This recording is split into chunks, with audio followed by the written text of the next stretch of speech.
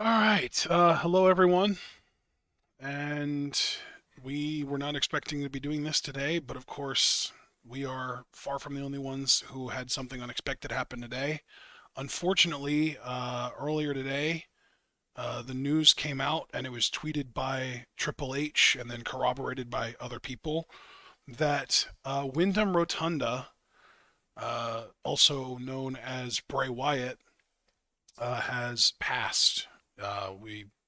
We don't know any details about it, so we're not going to try and talk about that. But we did want to put something out and have some kind of discussion to just kind of work through feelings about this before we made any attempt to do anything else. So, John, I'm just going to hand the baton to you and let you take it from here. I'm utterly devastated. I'm still shell shocked. Um, just to give a little bit of background, at least, for me, I had found out about this because of our Discord, because I believe DBK posted the tweet from Triple H in the wrestling news channel. Now, I'm not going to do the usual thing where I mention something and then plug it. Like, I want to keep this as tasteful, as straightforward, and as vulnerable as possible.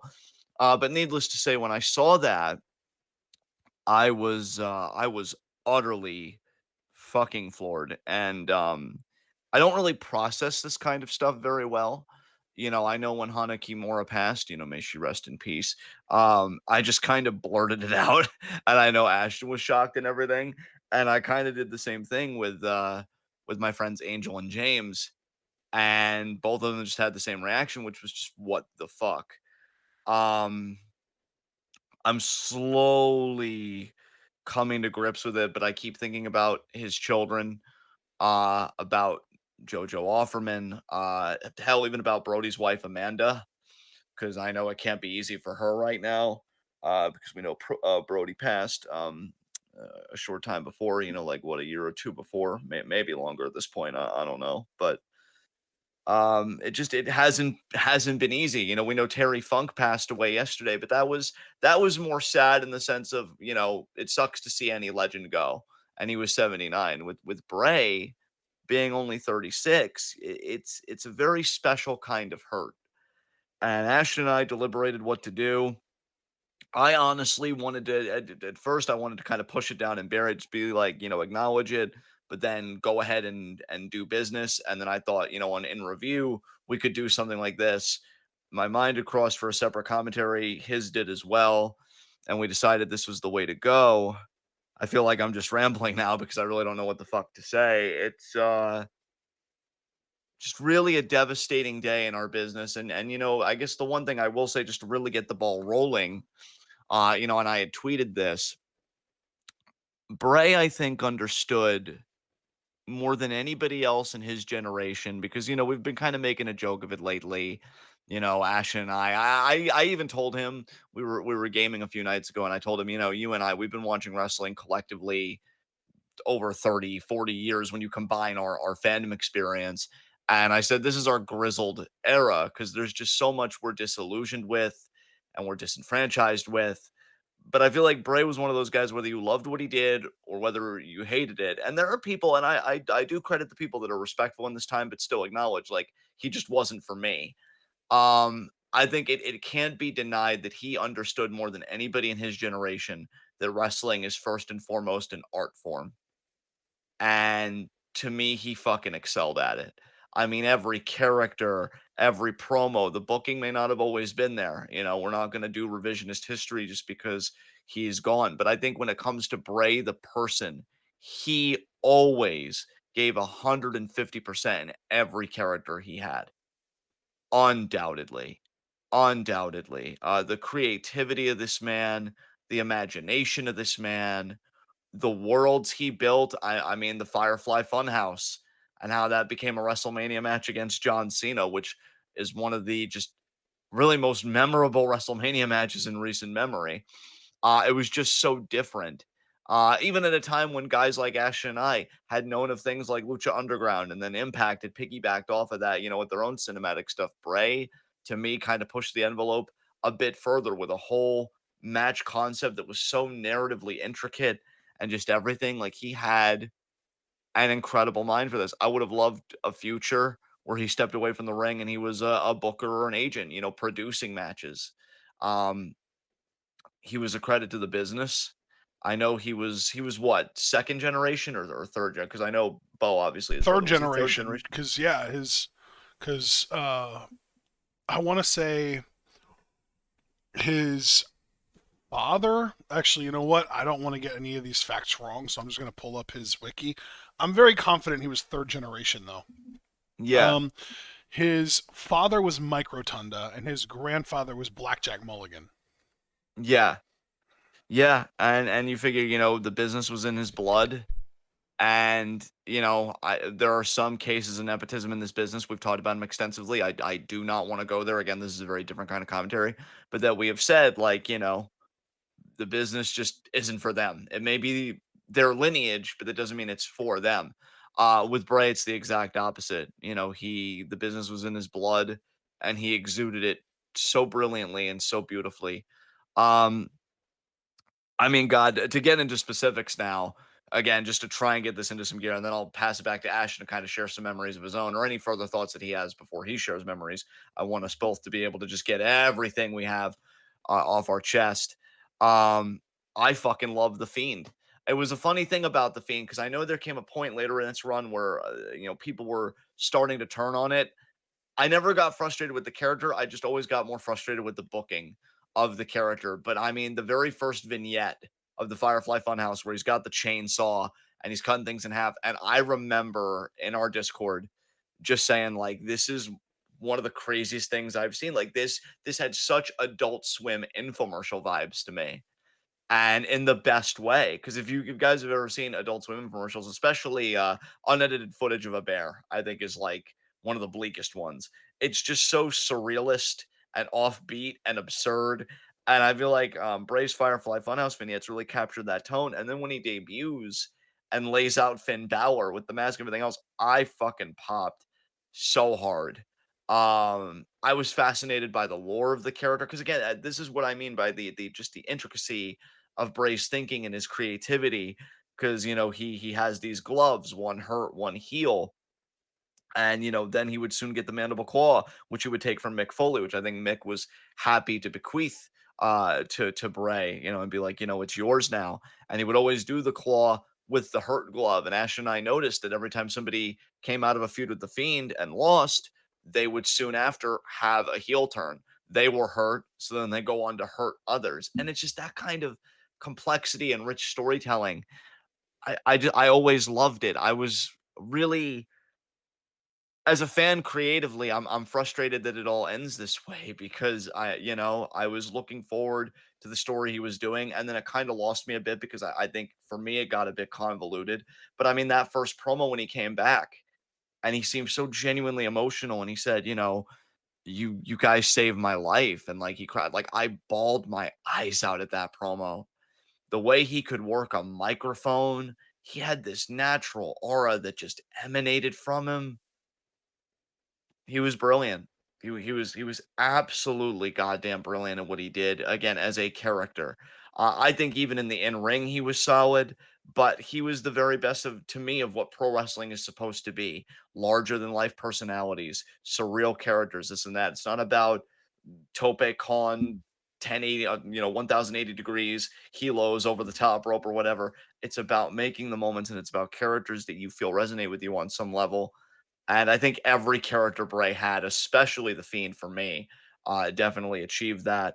Ashton, just to kind of help a bit with the segue back to you. I know there was a time when you were first getting started before we, met up and did TwitWow. You were very big on, like on FCW and like kind of early, not like game show NXT, even though I know we both kind of enjoyed certain guilty pleasure moments of that, but more, when it was kind of early being developmental. And I remember Bray Wyatt's goodbye promo on NXT, and I think I remember you loved that promo.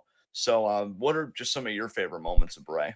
Yeah, yeah. The work that he did in FCW and then NXT, I think, even to this day, might even be the best stuff for me, at least, that he ever did. Um, I know early on in his FCW run, there was nothing really like cult leader about him. Um, it was more just like pretty straight up, just like ignorant. Well, not ignorant, but like southern religious nut type Yeah. character. Um, because he talked about how he was on his daddy's shrimp boat, and his daddy talked to him about how there's only one book that matters in the world, and that's the good book, and that kind of thing. So like, it was definitely giving like the Waylon Mercy type character vibes very early on. But then when he got to NXT, we did get that evolution into more of like a cult leader type gimmick, and he kind of held that for a long time until the Fiend evolution happened. So, and Right. really, which I think that kind of stemmed straight from Orton burning down the compound, if I remember correctly. Yes, yes. Um, yeah, I mean, again, that dude's ability to cut a promo, second to none.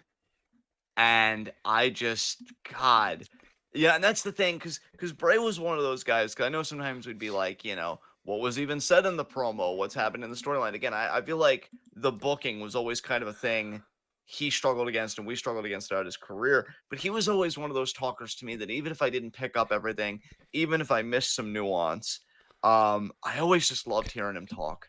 He Yeah, he was like I a guess phone for book promo. Like yeah, you could hear yeah, him cut a like phone, like he could, read a phone book as a promo and make it compelling somehow. oh, absolutely. Like for me, and and I feel like, for some people maybe this would be a hyperbolic compliment. I don't really care right now because again, we're all just processing, and I'm still shell shocked, and I'm probably gonna be shell shocked for the next maybe even few days. I think he was the closest that I had personally, to like the Jake Roberts of our generation. Just this guy that just had this mesmerizing quality, and it's like you wanted to pay attention. There was always for me a FOMO with anything he was doing. That's why even with the latest storyline he was doing before he fortunately passed, that I would always go on YouTube and make sure that I watched his segments. I never wanted to miss them, even if I missed them, quote unquote, live. Always wanted to go back and catch them because I'm like, this is quality television. They are doing really amazing things with him, and I loved it. I loved where I thought it was going, and I just love how thoughtful everything he did was, again, as a character. And, even in the ring, like, I actually, especially now after this, I wanna go back and I wanna watch his match with, Daniel Bryan at Royal Rumble that one year because that seemed like such a fantastic fucking match. I know people have been talking about Shield versus Wyatt's at Chamber, saying it was the greatest six-man ever. So there's gonna be a lot of discussion about, his best moments in the ring or out of the ring in the coming days and weeks. Um, but yeah, just all stuff I thoroughly enjoyed. I remember when we reacted, I forget the year, it might have even been like 2020 possibly. But we had reacted to Clash of Champions, and it was Seth defending the Universal title against Braun Strowman. And it was actually a surprisingly great match. So kudos to both guys there. But then after the match, Seth is posing with the title and the Fiend's music hits and he lays Seth out. And I remember marking the fuck out when that happened because I was so excited for him because I wanted to see him get back to the main event level. I wanted to see him get back to the world championship level. And to know that he was going to have that program and presumably win the title. I was fucking stoked because, and speaking of, I've been seeing a lot of people reminisce about, seeing Bray win the WWE championship at that chamber, before the big Orton feud, where he burned down the compound. And like, I'm just seeing so many people being like, I'm grateful he got that because I feel like it was always what he deserved. But I really do feel like he had put a body of work together. A lot of people called him like a modern Undertaker in a way because his character and just everything he did, they felt like he was bigger than the title. And I could understand that, but it's always nice to see somebody be acknowledged on that level. And yeah, like I don't know. I feel like I'm rambling. I want to put coherent thoughts together, but this is such a shock. Like I just keep thinking back to when I first saw it. And I'm like, no, there's no fucking way. There's no fucking way. But he's gone. He's gone. I just All of the talking that we've been doing and just thinking about the situation, I'm really struggling to not feel bitterness towards WWE Yeah. just because of how much room for storytelling there was that they just straight up didn't bother with, and how much I don't want to say how much they put him through because obviously they were paying him to do a job and he did the job, but like I will never not be bitter about the fact that they basically tried to give his Fiend gimmick that he came up with on his own and got over to Alexa Bliss. Yeah, that's always going to be a sore spot for me. Really, what's going to be a sore spot for me is I just feel like it was always start and stop with Bray in a way. Like I feel like that's one reason why there's this kind of emptiness for me and this kind of awkwardness for me is as a fan because I mean, and that's why I think it's okay for us to talk like this because we don't try and feed into parasocial relationships, nothing like that. I'm not going to claim that I knew Bray the person at Right. all, No. right? So we can only come from this perspective. So as a fan that loved his work, that again, when the Fiend was happening and was really hot, I didn't want to miss a fucking thing. I remember that I think I had to do some stuff like around the house, and that was the night that the Fiend laid out both Braun Strowman and kind of threatened Seth, and Seth's kind of like fucking traumatized in the corner. And you were telling me about it, and I was so excited hearing it. I'm like, holy shit. And that's the thing, like he made so many great moments, but I think the void that I'm gonna be left with as a fan is just I feel like he never got to have that run that I always thought he was capable of having if just everything came together. And I feel like for me, just not like there was never a time where everything came together. Because it was either, maybe he was dealing with an injury or something, but the booking was finally starting to get it, or the booking was just like, what the fuck is going on here? Kind of thing. But yeah, I mean, I don't blame you, man. I've definitely got my own sour grapes about that. And fuck, like I really just wonder where that story, that he was doing was supposed to go because again, just going back to that return promo and how I bawled my eyes out, I really wanted it to be a story about a guy that overcame his demons and that just became whole within himself, was no longer fractured. Yeah. And I feel like there was a real rawness to it because we knew that Bray had lost Brody, and we knew that he had went through hardship, and we know there was a time before he unexpectedly passed. I remember he posted on Instagram. I think his dad was sick. He was really worried about his dad, and they did like a GoFundMe or something. And and now he's gone, and it's just what the fuck. I We're never gonna get another Bray Wyatt story. We're never gonna get another Bray Wyatt match or promo. And something about that, the more time goes by, it really, really fucking hurts. It really fucking hurts. Yeah. Um, I mean, god damn. And and then you see, because again, I was already thinking about, you know, JoJo and Amanda Yeah. and his kids, and then you see the tweets from his colleagues. Yeah. Whether you liked them or do like them or not, just the idea that they're saying, "Oh, Bray was so wonderful, welcomed me, did all this for me," and yeah, god damn, it is so rough. It's so fucking rough to even talk about this. Um, God, I remember when you freaked out because the Authority storyline was still in full swing and Brian was still the underdog, and I guess they had leased out the Wyatt family, and then Bray had that stare down with Triple H, and he kind of brushed his fingertips on the title because Triple H had the world title at the time. Yeah.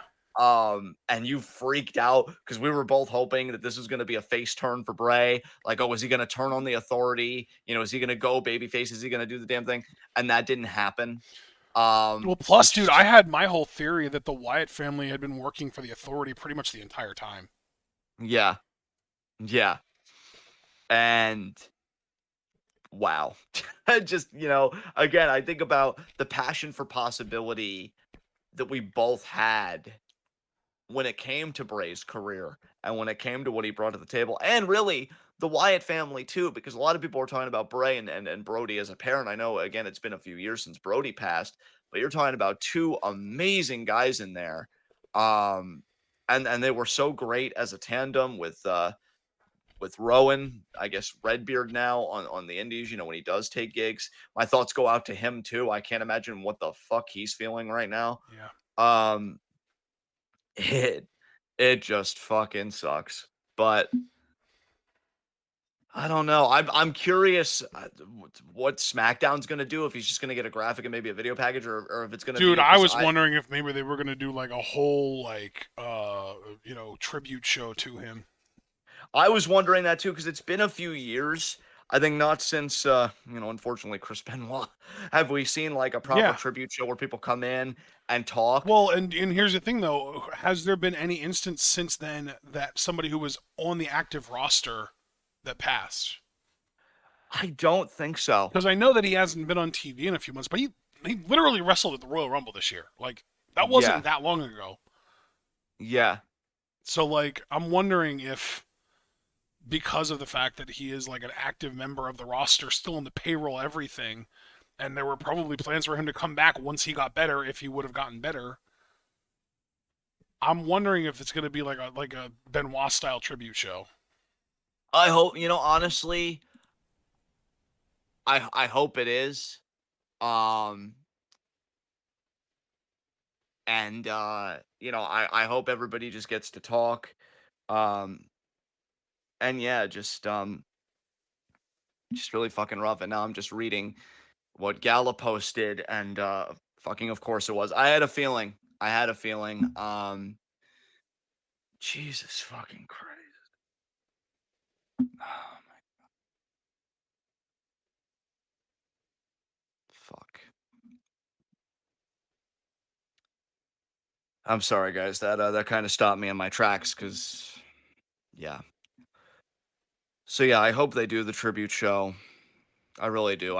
Cuz he made so many great moments for that company, and I want his colleagues to be able to talk about him. I'm just so sorry for his kids and his wife. I don't know how you pick up the pieces after something like that. I mean, I've dealt with loss recently in my life, but it's so different because for the people in my life, like I feel like they were ready to go, and circumstances they weren't anywhere close to this, and it's a whole different level of pain when you've got kids just wondering what the fuck happened. I'm Ah, seeing God, Sean Ross Sapp did tweet that he was given permission to reveal that earlier this year, Wyndham got COVID and it exacerbated a heart issue, and that there was a lot of positive progress towards a return in his recovery. Unfortunately, today he suffered a heart attack, and that's what did it. wow. Okay. That really fucking hurts. Jesus Christ. I was so good at keeping it together. I really was, and I feel like I just want to cry right now, but I'm not going to. Do you want to just end it and No, it just I don't know. It's just so surreal. I guess, I always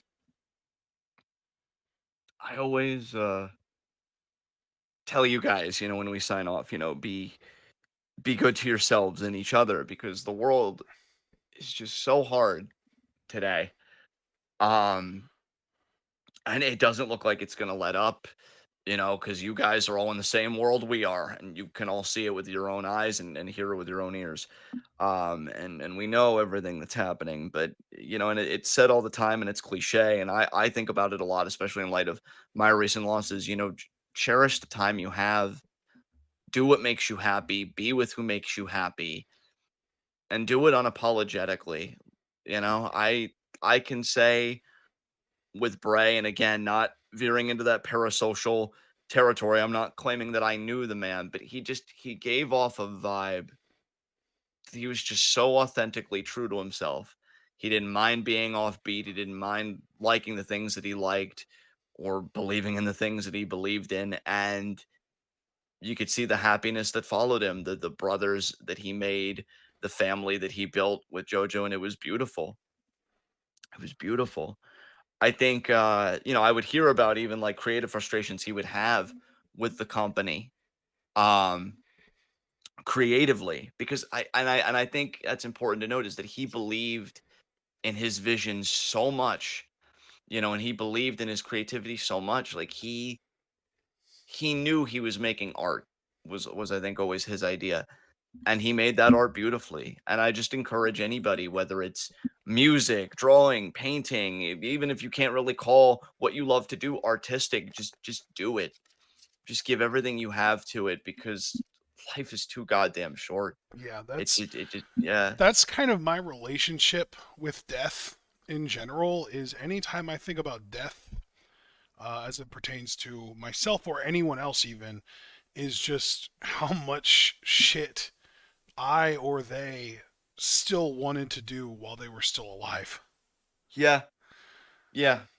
I That's mean, that to me is what hurts the most. Like, obviously, the family that's left behind is fucking horrific, and I feel so sorry for his loved ones that are going to miss him now. But there's still just I just can't imagine how much he still wanted to do that he's never going to get the chance to do now. That fucking kills me inside. it does, man. It does, cuz like Jesus Christ. It's just so fucking hard. It's just so fucking hard to know 36 years old, he was supposed to see his kids grow up, you know? Yeah.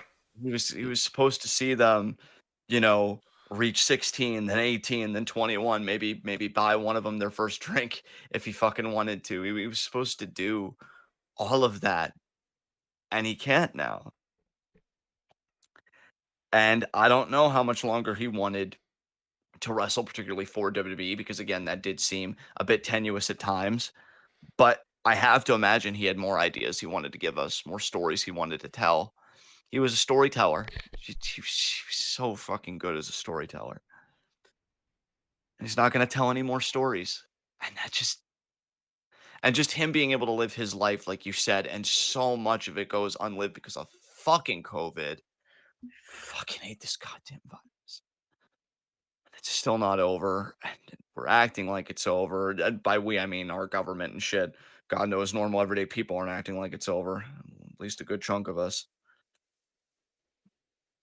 It fucking takes him. That's fucking heartbreaking. I would advise everybody, just do the best you can with the life you got. I'd say with the time that he got, it wasn't the life that he deserved, but it was still a beautiful one. He deserved a hell of a lot more than what he got. And, maybe even saying that is too much, because we know ultimately the universe is indifferent. We make our own meaning in this world. And he made his meaning in that ring, in wrestling, plying his craft, and again, just telling amazing stories. And may he rest in peace. And I really hope, no matter how long it takes, that one day his family sees the other side of mourning and they heal. And I'm so fucking sorry to everybody affected by this. And reading that cause of death, like, I have an anger inside of me now at a lot, but it's not appropriate to air it out here. Because we wanted to keep this, respectful, and we wanted to keep this about the man who was so incredible at what he did. you know, I could say, oh, world champion, tag champ, but all those accolades, none of it doesn't matter in that sense. What matters is he was a good enough performer creatively and dedicated enough that he earned it in that sense. And he apparently was a consummate fucking pro. Just hearing the stories come out about him, about how warm he was, how funny he was, how encouraging he was, always gave advice. And I hope one day we see a generation full of Windham Rotundas in this business, because Lord fucking knows we need them, whether on actually making characters and not just making every match a spot fest, or just being a good and decent fucking human being at work, and making it a comfortable and accepting environment for everybody. Um, it was a life of brevity, but it was also an example, I guess, of the kind of human beings we can be. I apologize if it seems like I've spun my wheels or have barely been coherent. that was a 1-2 punch because it was bad enough to know that he died, and then now learning all of that, it's like, Jesus fucking Christ. Stay safe out there, guys, because COVID is not over. We have states with numbers that are climbing. Just take care of yourselves as best you can. Um, and I'm just so fucking sorry to the Rotunda family that this happened. And I've really got nothing else to say. I think I'm just that broke me. Honestly, I'm broken. So if you have any other memories or anything you want to share, I will give you the floor. Or unless you just want to end it, I guess that's fine too. So You know what, honestly, there's a lot that I could say, but I don't want to spend too much time dwelling on what could have been, and that's what I would do if I were to say what I want to say. So I think that our best bet is to just end it here, and I yeah, think maybe even hold off on the Stardom show until maybe even Saturday, honestly, Saturday sounds good. because they're not going to get another one up between now and then. So I don't think it's going to hurt to put it off. We think Saturday at 5. Sure, Okay, cool. All right. You mind if I take us home at least? go for it. Guys, I'm not even gonna do the usual stuff because that just feels too gimmicky and I would feel gross. So instead, I'm gonna say this. With every passing that happens, because death is what universally binds all of us, no matter our class status or social status, what have you, the road we walked, etc. We're reminded once again of the precarity and the frailty inherent in human existence. Now, for some, they have megalomaniacal visions of overcoming that frailty. If I just spend enough money, if I just do enough research, if I just micromanage every moment of my life. But that's a prison, right? None of us knows how long we're going to get. Um, because it really is, so much of it is just contingency. So much of it is just chance. And that's why I think it is important to savor every moment and to know, even if it's just one part of your day, to just give one part of every day at the very least to something or someone you love. Um, I I'm grateful that I lived in a world where I got to watch Bray Wyatt compete. I'm grateful I got to live in a world where I got to hear this man talk and be who he was. And I'm grateful that he got to be in this life, however brief, uh, but still long enough to touch the people that he did. And may we all strive to do the same. Because, like I said, it is not easy out here right now. Struggle is everywhere, but so is love if you know where to look. And that makes it more bearable. Um, so, one final time, rest in peace, Bray Wyatt. We're fireflies forever. And may we all strive to light up someone else's night sky the way that you lit up ours. And just be understanding with yourselves. Anybody that was a huge Bray Wyatt fan, or even just is reeling by just a death that's just so shocking. I can barely even find the words right now. Just be gentle with yourselves right now. Mourning is different for everybody. Grief takes different shapes. Um, but just remember to always let love lead and let kindness leave, or let kindness lead. Um, and and yeah, just thank you so much for hearing us ramble and talk and grieve about a truly beautiful person who just so grateful to experience the art that he made while he was here. And we will be back Saturday at, I'm presuming, 5 for Stardom. You guys know what it is. I'm not gonna make it gimmicky. I'm not gonna do promotional stuff. Um, but I thank you guys for being here. And obviously, if you want to keep talking about it, you know, the Discord, all that stuff, feel free. Again, grieving takes a different form for everybody. Um, and just thank you, Bray. Thank you for everything. So